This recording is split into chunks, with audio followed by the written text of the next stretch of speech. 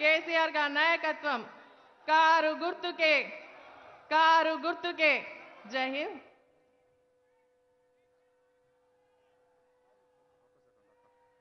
దయచేసి సైలెన్స్ కూర్చోవాలి, సీటీలు వేయకుండా సైలెన్స్ కూర్చొని వినాలి సార్ స్పీచ్. ప్రశాంత్ సీటీలు వేయద్దు బాబు, ఎక్కడ అక్కడ కూర్చోవాలి. ఈరోజు ఈ నర్సాపూర్ ఇంతమంది మిందులు గౌరవ ముఖ్యమంత్రి గారు మన తెలంగాణ ప్రదాత, మన తెలంగాణ అభివృద్ధిని గత 10 సంవత్సరాలుగా దేశంలో ఎక్కడా లేని విధంగా ఒక తెలంగాణ మోడల్ని ఇవాళ భారతదేశానికి చూపించిన మన ప్రియతమ నాయకుడు, తెలంగాణకి మన కారణ జన్ముడు మన బాపు మన కేసీఆర్ గారిని ఈ సభను ఉద్దేశించి మాట్లాడాల్సిందిగా కోరుతా ఉన్నాను.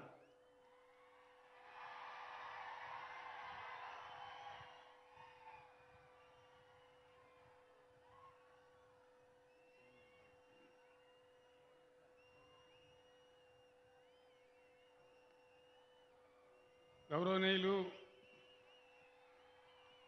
సభాధ్యక్షులు నర్సాపూర్ ఎమ్మెల్యే శ్రీ మదన్ రెడ్డి గారు,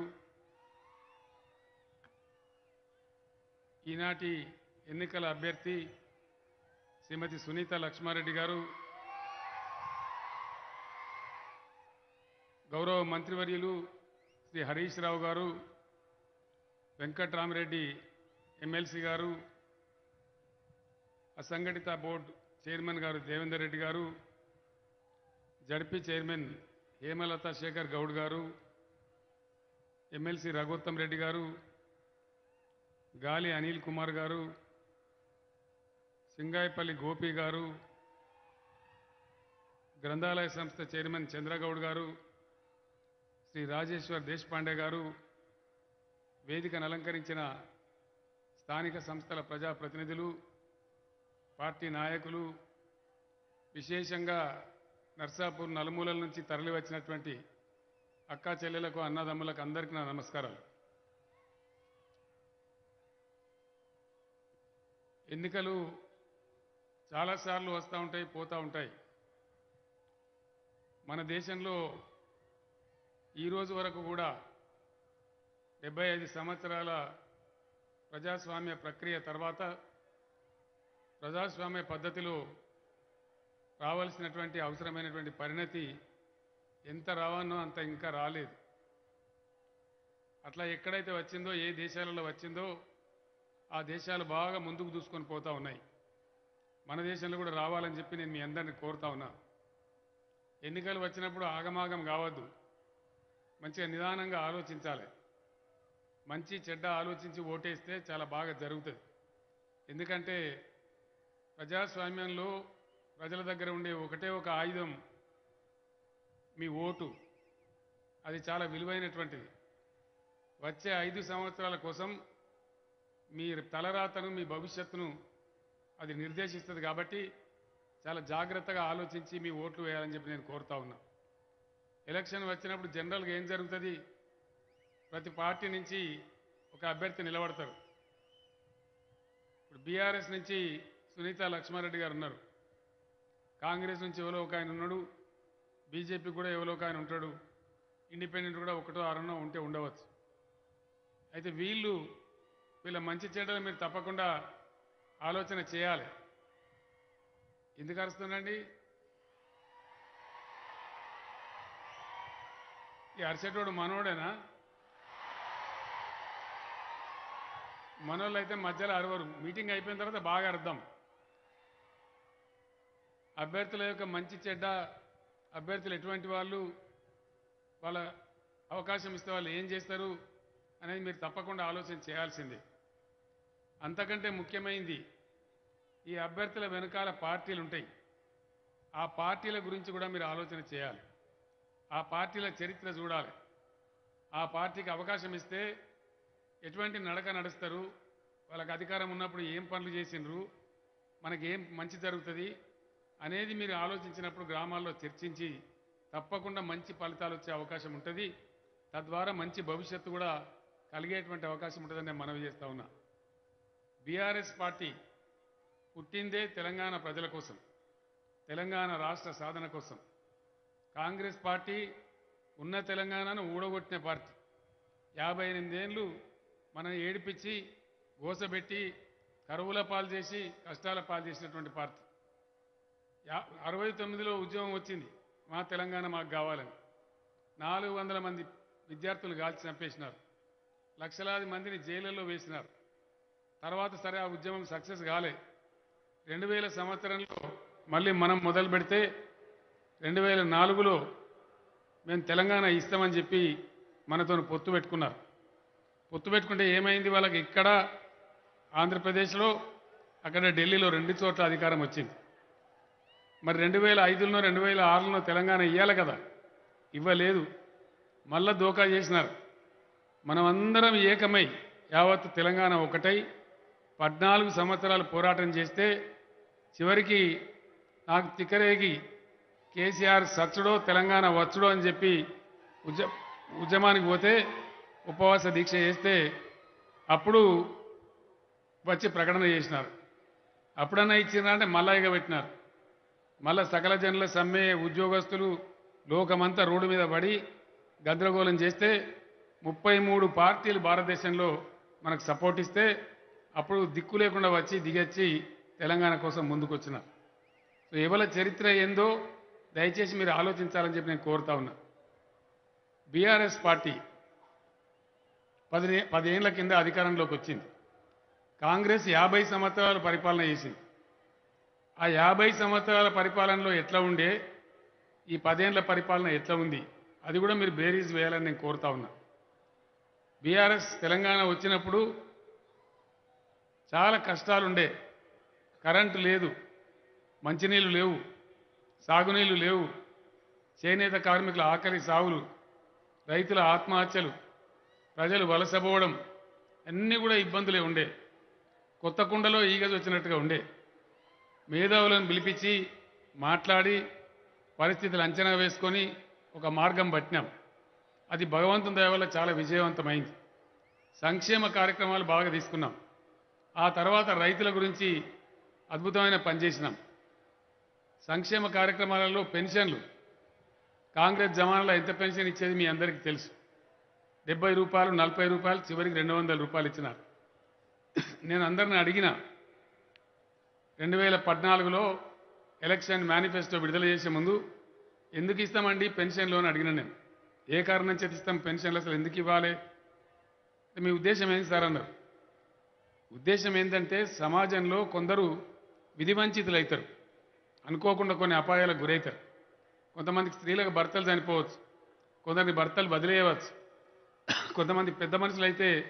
వాళ్ళకు ఆలన పాలన ఉండకపోవచ్చు ఇవాళ మంచిగా ఉన్నాం దేవుని దయ వల్ల ఒక యాక్సిడెంట్ అయితే ఒక కాలో చేయకపోతే అంగవైకల్యం రావచ్చు ఇటువంటి విధివంచితులు ఎవరైతే ఉంటారో వాళ్ళను కాపాడాల్సింది ఆదుకోవాల్సింది సమాజం యొక్క బాధ్యత సమాజానికి ప్రాతినిధ్యం వహించే ప్రభుత్వం యొక్క బాధ్యత కాబట్టి చాలా ఆలోచించి చేయాలి ఈ పని ఏదో తమాషాకో చెక్కల గింతలు పెట్టడానికో పెన్షన్లు ఇవ్వవద్దు అని చెప్పి నేను చెప్పినాను మీరు ఏం కోరుతున్నారు సార్ అంటే ఈ పెన్షన్ ఎవరికైతే ఇస్తామో వాళ్ళు కనీసం 2 పూటలు పప్పో పులుసో తిని ఇంకోళ్ళకు మోతాదు లేకుండా ఉండేటట్టు ఉండాలి అనే పద్ధతి చెప్తే అప్పుడు ఆ అధికారులు కొంతమంది ఐఏఎస్ ఆఫీసర్లు ఉండ్రి వాళ్ళు లెక్కలు తీసి చింతపండు ఇంత అవుతుంది ఉప్పు ఇంత అవుతుంది పప్పు ఇంత అవుతుంది అని లెక్క పెట్టి 600 ఇస్తే సరిపోతుంది సార్ అన్నారు నేను చెప్పిన ఈ పేదవాళ్ళకి ఇచ్చేదే కొసరన్నావా ఒక 1000 రూపాయలు పెట్టమని చెప్పినాం అంటే 100లలో ఉన్న పెన్షన్ను వేలల్లోకి తీసుకుపోయిందే బీఆర్ఎస్ పార్టీ ఇండియాలో భారతదేశంలో ఇవాళ కూడా చాలా రాష్ట్రాలలో 500 600 ఇస్తారు మన దగ్గర ముందు 1000 రూపాయలు పెట్టుకున్నాం ఇప్పుడు 2000 చేసుకున్నాం ఇప్పుడు మళ్ళీ గవర్నమెంట్ వస్తే 5000 రూపాయల పెన్షన్ ఇస్తామని చెప్పి నేను ప్రకటన చేయడం జరిగింది అది మీ అందరికీ తెలుసు ఇట్లా అనేక సంక్షేమ కార్యక్రమాలు తీసుకున్నాం అవన్నీ రోజు మీ కళ్ళ ముందర మీ గ్రామాలలో జరుగుతూ ఉన్నాయి ఆడపిల్లలు ప్రసవం అయితే ఇచ్చే కేసీఆర్ కిట్లు కావచ్చు అమ్మఒడి వాహనాలు కావచ్చు కంటి వెలుగు కార్యక్రమం పెట్టి కండ్లద్దాలు ఇచ్చింది కావచ్చు అనేక షాదీ ముబారక్ కళ్యాణ లక్ష్మి కావచ్చు ఇట్లా అనేక పథకాలు ఇచ్చినాం అనేక కార్యక్రమాలు తీసుకున్నాం రైతుల కాడికి వ్యవసాయానికి వస్తే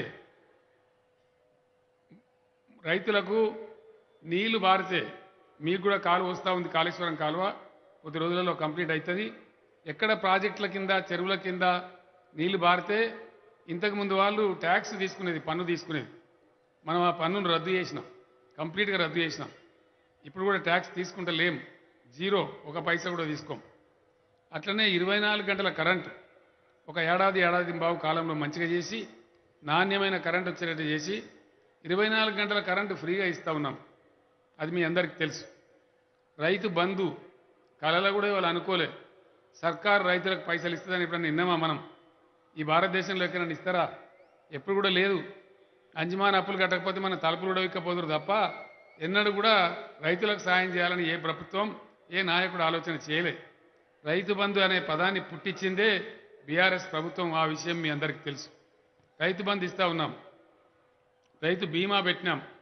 ఎవరన్నా అదృష్టం బాగలేక చనిపోతే వారం లోపల వాళ్ళకి 5 లక్షల రూపాయలు వచ్చి చేరుతా ఉన్నాయి. అది కూడా మీకు తెలుసు. అట్లనే మీరు పండించిన ధాన్యం మినిమం సపోర్ట్ ప్రైజుకు కనీస మద్దతు ధరకు ప్రభుత్వమే కొంటా ఉంది. రాష్ట్ర వ్యాప్తంగా 7,500 సెంటర్లు పెట్టి మీ ఊరి దగ్గరికే వచ్చి మీ ధాన్యం మొత్తం కూడా కొనుగోలు చేస్తూ ఉన్నారు. ఆ డబ్బులు కూడా నేరుగా వచ్చి మీ బ్యాంకులో పడతా ఉన్నాయి.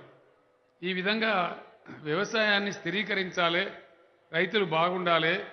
రైతులు బాగుంటేనే తప్పకుండా వాతావరణం బాగుంటుంది, రాష్ట్రం అభివృద్ధి చెందుతుందని ఆ పని కూడా చేసినాం. మీరు ఒక విషయం ఆలోచన చేయాలి. మనం తెలంగాణ వచ్చే నాటికి దెబ్బతిని ఉండి ఏ వసతులు లేక చెట్టుకోడు గుట్టకోడు అయినాం. దీన్ని నిలబెట్టాలి, మళ్ళీ తెలంగాణ ఒక దరికి రావాలని చెప్పి ఇవన్నీ కార్యక్రమాలు చేసినాం. ఈరోజు కాంగ్రెస్ నాయకులు మాట్లాడుతూ ఉన్నారు. ఇది చాలా సీరియస్ మాట నేను చెప్పేది. మీరు కూడా చాలా సీరియస్గా ఆలోచించాలి, గ్రామాలలో ప్రజలకు కూడా చెప్పాలని చెప్పి బీఆర్ఎస్ కార్యకర్తలు నేను కోరుతా ఉన్నా. ఏం చెప్తున్నారు వాళ్ళు? ప్రజలు కట్టేటువంటి ట్యాక్స్ డబ్బులను, ప్రజలు కట్టే పన్నుల డబ్బులను కేసీఆర్ వేస్ట్ చేసి రైతు బంధు కింద దుబారా చేస్తా ఉన్నాడని చెప్తున్నారు. రైతు బంధు దుబారానా? రైతు బంధు వేస్టా? మీరు సపోర్ట్ చేస్తలేరు.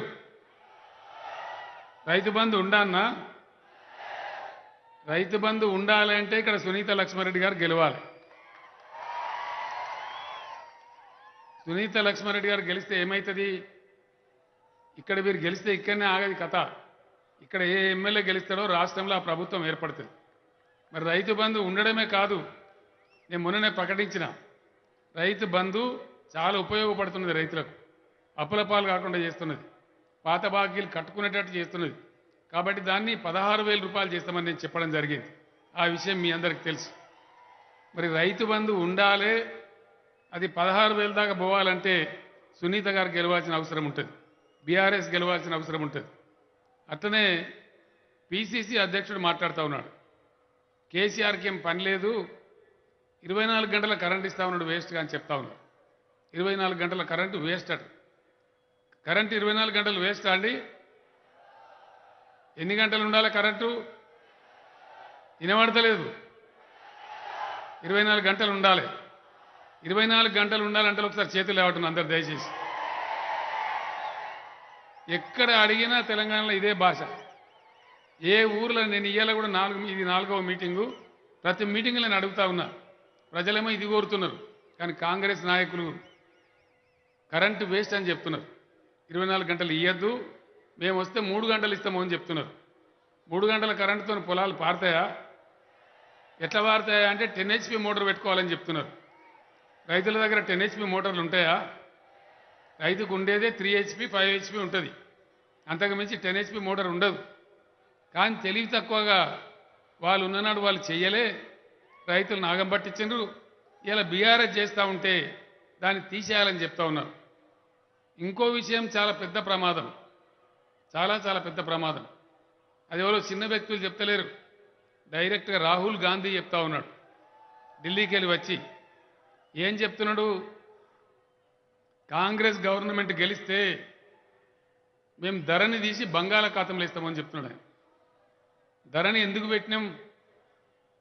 ప్రభుత్వం దగ్గర ఉండే అధికారాన్ని తీసి మేము ఇలా రైతులకు ఇచ్చినాం, మీకు ఇచ్చినాం. మీ బొటనవేలు పెడితే తప్ప, మీ బయోమెట్రిక్ ఉంటే తప్ప మీ భూమి మీద యాజమాన్యం మీది మారదు. ప్రభుత్వం తన దగ్గర ఉన్న అధికారాన్ని తీసి మీకు ఇచ్చింది. మరి మీరు దాన్ని కాపాడుకుంటారా, ఓడగొట్టుకుంటారా? మీరు ఆలోచించాలని మనం చేస్తూ ఉన్నాం. ఇలా ధరణి ఉంది, మేము రైతు బంద్ వేస్తూ ఉన్నాం. ఎట్లా వస్తున్నాయి మీకు డబ్బులు? అక్కడ మేము ఎంత ఉందో, మీకు ఎంత భూమి ఉందో అంత డబ్బులు వేస్తే ఇక్కడ టింగ్ టింగ్ మన మీ సెల్ ఫోన్లు మోగుతూ ఉన్నాయి. మీరు బ్యాంకులో చూసుకుంటే డబ్బులు కరెక్ట్గా వస్తూ ఉన్నాయి. మీరు పంట పెట్టుబడికి వాడుకుంటా ఉన్నారు, మంచి పంటలు పండిస్తూ ఉన్నారు. మరి ఇలా ధరను తీసి బంగాళాఖాతంలో ఇస్తే మీరందరూ ఆలోచన చేయాలి, రైతు బంధు ఎట్లా వస్తుంది, ఏ పద్ధతిలో వస్తుంది అంటే మళ్ళా పాత కథ మొదలు కదా, కైలాసం ఆటలో పెద్దపాము మింగినట్టు అవుతుంది. ఎందుకంటే మళ్ళా విఆర్ఓలు, మళ్ళా పానీ నకళ్ళు, మళ్ళీ అగ్రికల్చర్ ఆఫీస్ సర్టిఫికెట్లు అడుగుతాడు. ఎంత ఉన్నదా అనేది, నాది 10 ఎకరాలన్నది, ఎంత వస్తుంది నీకు, నాకు ₹1,00,000 వస్తుంది, లావు 30,000 ఇవ్వ ఉంటాడు. అంటే మళ్ళీ మొదటికి వస్తుంది కథ. మళ్ళీ భూములు కబ్జాలు పెట్టుడు, జుట్లు ముడేసుడు. ఎందుకు అరుస్తుండే మీరు? జుట్టు ముడేసుడు, తాకట్టు పెట్టుడు, వకీళ్ళ చుట్టూ కోట్ల చుట్టూ దింపుడు, ఇటువంటి అన్నీ జరుగుతాయి. మళ్ళా అది కావన్నా, అది మీరు కోరుతున్నారా, దయచేసి మీరు ఆలోచన చేయాలి. ఇది చాలా సీరియస్ మాట. వాళ్ళు ఏమంటారు, పిసిసి అధ్యక్షుడు ఒకసారి కాదు 2 సార్లు 3 సార్లు చెప్తున్నాడు, కేసీఆర్ వేస్ట్కి ఇస్తాడు 24 గంటల కరెంటు, మేము వస్తే ఇచ్చేది 3 గంటలు అని చెప్తున్నాడు. ధరని తీసేస్తామని చెప్తున్నారు. మేము చెప్పంగా కూడా ప్రజలు మాకు ఓట్లేసినారు, గ్యారంటీ తీసేస్తామంటారు. అప్పుడు కేసీఆర్ కూడా చేయగలిగేది ఏమి ఉండదు. మీరు ఆలోచన చేయండి. ఈ చిన్న సన్న విషయం కాదు నేను చెప్పేది, అరిచేది కాదు. డెఫినెట్గా ఇది చాలా సీరియస్ మ్యాటర్. 10 ఏళ్ళ నుంచి మేము కష్టపడి మా తలకాయలు వలగొట్టుకొని 3 సంవత్సరాలు కష్టపడి ధరని తెచ్చినాం. రైతుల భూములన్నీ సేఫ్గా ఉండాలి, ఈ జుట్లు ముడేసుడు పంచాయతీలు పోవాలి. లేకపోతే ఇలా భూముల ధరలు ఎంత పెరిగినాయి తెలంగాణలో. ఇలా పెరిగిన ధరలకు ఎన్ని హత్యలు అవుతుండే, ఎన్ని కొట్లాటలు అవుతుండే, ఎన్ని తలకాయలు వలిగిపోతుండే, ఎంత సీరియస్ మ్యాటర్ అవుతుండే. ఈ విషయం మీద దయచేసి ఆలోచన చేయాలి.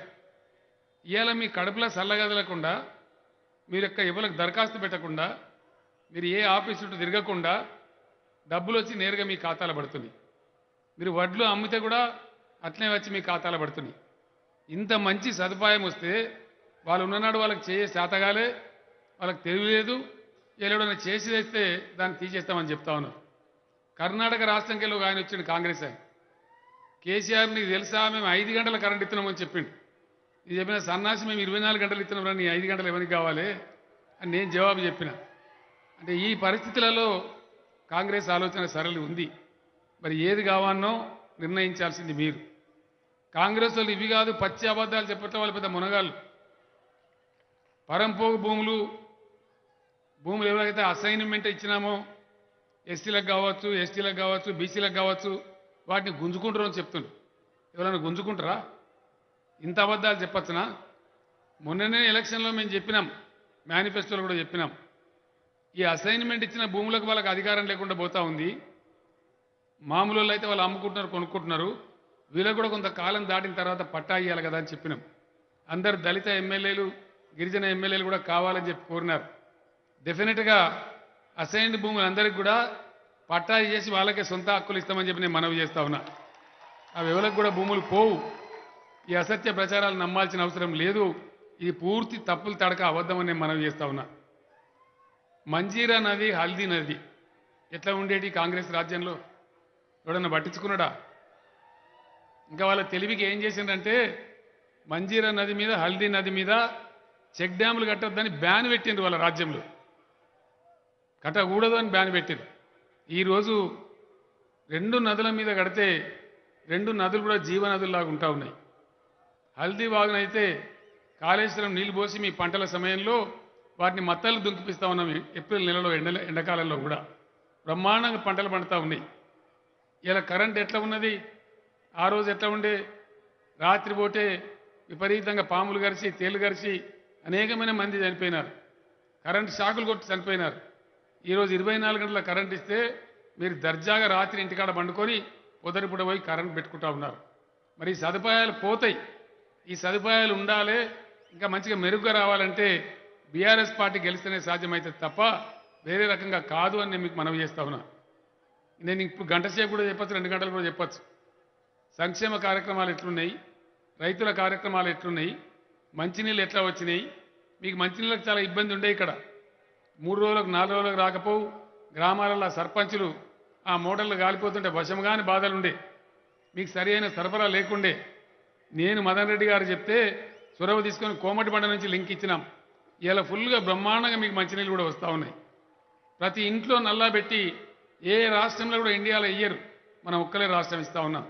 ఆ విధంగా మంచినీటి సరఫరా కానీ అనేకమైన బాధలు తీరినాయి. ఒకసారి కాలువ అయిపోయిందంటే బ్రహ్మాండమైనటువంటి నీటిపారుదల వచ్చి నర్సాపూర్ నియోజకవర్గం మీరంతా కష్టపడేటోళ్ళు, రైతులు మంచి పంటలు తీస్తారు, వజ్రం తుణకలాగా తయారైతుంది నర్సాపూర్ అని నేను మనవి చేస్తూ ఉన్నా. ఈ పిల్లుట్ల కాలువ అయిపోతే నేనే వచ్చి కొబ్బరికాయ కొట్టి నీళ్లు తెస్తానని చెప్పినా తప్పకుండా ఆ బాధ్యత నాదే, నేనే తీసుకొస్తాను కూడా నేను మనవి చేస్తూ ఉన్నా. ఈ విధంగా కులాలు లేకుండా మతాలు లేకుండా ఏ ఇబ్బందులు లేకుండా మనం ముందుకు పోతా ఉన్నాం. దౌలతాబాద్ కాసాల మున్సిపాలిటీ కావాలని చెప్పి ఇద్దరు కూడా కోరినారు. తప్పకుండా దాన్ని చేద్దాం, అది కాదగిన పని, అదేం గొంతెమ్మ కోరిక కాదు. అదేవిధంగా రంగంపేట మండలం కావాలని కోరినారు, దాన్ని కూడా తప్పకుండా చేసుకుందామని నేను మీకు మనవి చేస్తా ఉన్నా. మొన్ననే మదన్ రెడ్డి గారు కోరి కౌడుపల్లి కూడా డిగ్రీ కాలేజీ మంజూరు చేయించినారు, జీవో కూడా వచ్చింది, అది కూడా స్టార్ట్ అయిపోద్దని చెప్పి నేను తెలియజేస్తా ఉన్నా. నేను మీకు ఒక మాట చెప్తా ఉన్నా, ఈసారి సునీత లక్ష్మారెడ్డి గారిని పెడదామన్నప్పుడు నేను మదన్ రెడ్డి గారిని గౌరవిస్తా ఉన్నాను, ఎందుకంటే ఆయన చాలా సహకరించి పెట్టండి పర్వాలేదని చెప్పిండ్రు. అయితే మదన్ రెడ్డి గారు ఖాళీగా ఉండడు, బట్టిగానే ఉండడు, ఆయన కూడా చాలా సముచితమైనటువంటి గౌరవప్రదమైన పదవిలో ఉంటాడని చెప్పి నేను మనవి చేస్తా ఉన్నా. ఆయన నాకు చిరకాల మిత్రుడు, చాలా పాత మిత్రుడు, ఇలా కొత్తగా కాదు. ఆయన ఎమ్మెల్యే కావడం కోసం నేను ఎన్నో బాధలు పడ్డ విషయాలని మీకు తెలుసు. అదే ప్రకారంగా మీకు ఇలా ఇద్దరు కలిసి నర్సాపూర్ను బ్రహ్మాండంగా డెవలప్ చేస్తారు, మీరేమి ఇబ్బంది పడాల్సిన అవసరం లేదు. సునీత గారిని మదన్ రెడ్డి గారి ఆశీస్సులతో బ్రహ్మాండంగా గెలిపియమని చెప్పి నేను మిమ్మల్ని కోరుతా ఉన్నా. అత్నూర మండలంలో కొన్ని గ్రామాలు ఏవో జిన్నారంలో కలపాలని అంటా ఉన్నారు, 2-3 గ్రామాలు. ప్రజలు ఒకవేళ కోరితే తప్పకుండా అది కూడా చేసుకుందామని చెప్పి నేను తెలియజేస్తా ఉన్నా. అదేవిధంగా ఐటీఐ కావాలని కోరుతా ఉన్నారు, తప్పకుండా బ్రహ్మాండంగా దాన్ని శాంక్షన్ చేసుకుందాం, దానికి ఏమీ ఇబ్బంది లేదు. అదేవిధంగా కొన్ని గ్రామాలు కూడా ఈ మండలం నుంచి ఆ మండలం కావాలని అడుగుతా ఉన్నారు, ఆ విధంగా కూడా చేసుకోవచ్చు, అది కూడా పెద్ద కష్టం కాదు. వాటిని కూడా పరిశీలించి చేస్తామని చెప్పి నేను మనవి చేస్తా ఉన్నా. నర్సాపూర్లో చాలా చక్కగా అభివృద్ధి కార్యక్రమాలు జరిగినాయి. ముందరికి కూడా అదేవిధంగా అభివృద్ధి కార్యక్రమాలు జరగాలంటే మనం ముందుకు పోవాలని చెప్పి నేను మనవి చేస్తా ఉన్నా. मुसलमान भाइयों को मैं सलाम करता हूं और आप तमाम लोगों को मैं अपील करता हूं, मैं आपसे अदबन गुजारिश करता हूं, आप बीआरएस का तायीद कीजिए और यहां से सुनीता लक्ष्मारेड्डी जी को जिताइए, इसलिए कि तेलंगाना एक सेकुलर रियासत है और जब तक केसीआर जिंदा रहेगा तेलंगाना रियासत एक सेकुलर रियासत ही बन के रहेगा, इसमें कोई गुंजाइश नहीं है। इसलिए मैं आपसे गुजारिश करता हूं, आप लोग बीआरएस का तायीद कीजिए। जिस तरीके से हम आगे बढ़ रहे, माइनॉरिटी रेजिडेंशियल स्कूल्स आज कॉलेजेस में बदल गए, उनको डिग्री कॉलेजेस बनाने का मंसूबा भी तैयार हो गया। इसलिए आप तमाम से मेरा गुजारिश है कि सुनीता लक्ष्मारेड्डी जी को यहाँ से जिताइए। हम बिना किसी मजहब और मिल्लत के सभी को लेकर साथ चलने वाला पार्टी है। रमजान को भी मनाते हैं, बतकम्मा भी मनाते हैं, बकरीद भी मनाते हैं, क्रिसमस को भी मनाते हैं। तेलंगाना के जितने भी अवाम हैं उन सारे लोगों को कदर करते हुए हम ले जाने वाले पार्टी है। इसलिए मैं आपका वोट मांग रहा हूं, आप बीआरएस पार्टी का तायीद कीजिए, इतना मैं आपसे कहते हुए रुखसत लेता हूं। మిత్రులారా, నేను లేట్గా వచ్చినాను, ఎందుకంటే ఆదిలాబాద్ చాలా దూరం పోయి రావడం జరిగింది, రాత్రి కూడా అవుతా ఉంది, చలి కూడా పెడతా ఉంది, ఇంకా నేను మీకు ఇబ్బంది పెట్టను. నేను చెప్పిన విషయాలు బీఆర్ఎస్ కార్యకర్తలు తప్పకుండా ఎన్నికలకు సమయం ఉంది కాబట్టి గ్రామ గ్రామాన ఈ విషయాలు చర్చ పెట్టాలి, రాబోయే ప్రమాదాన్ని ప్రజలకు వివరించాలి, తెలంగాణను బంగారంగా కాపాడుకోవాలి, ఇంకా మనం ముందుకే పోవాలని మీకు మనవి చేస్తూ నేను సెలవు తీసుకుంటా ఉన్నా. జై తెలంగాణ, జై తెలంగాణ. కారు గుర్తుకే, కారు గుర్తుకే, జై తెలంగాణ.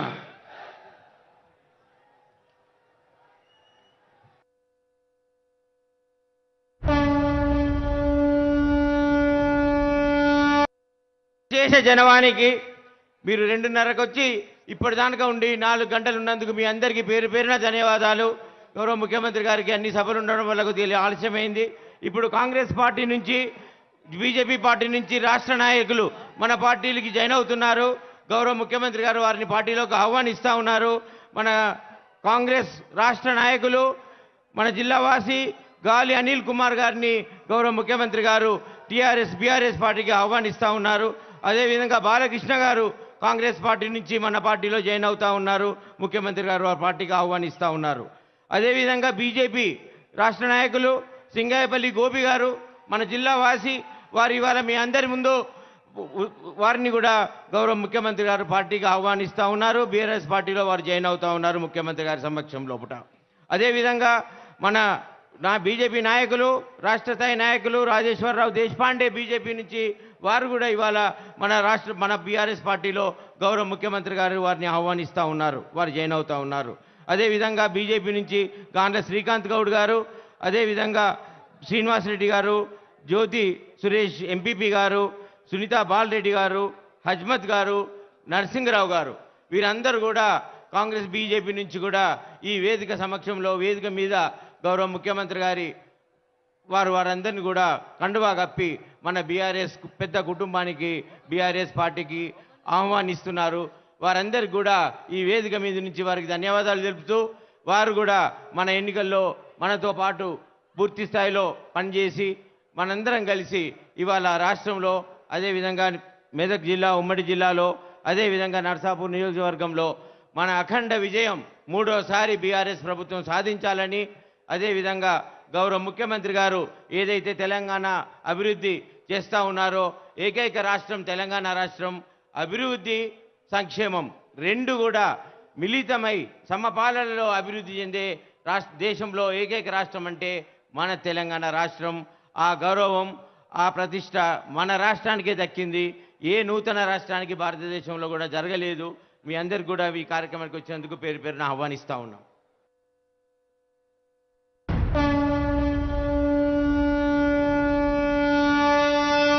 ఈ దమ్ముగిట గట్టిగా బయలుదేరితే దుమ్ములు ఎవరి? జై తెలంగాణ. కారు గుర్తుకే.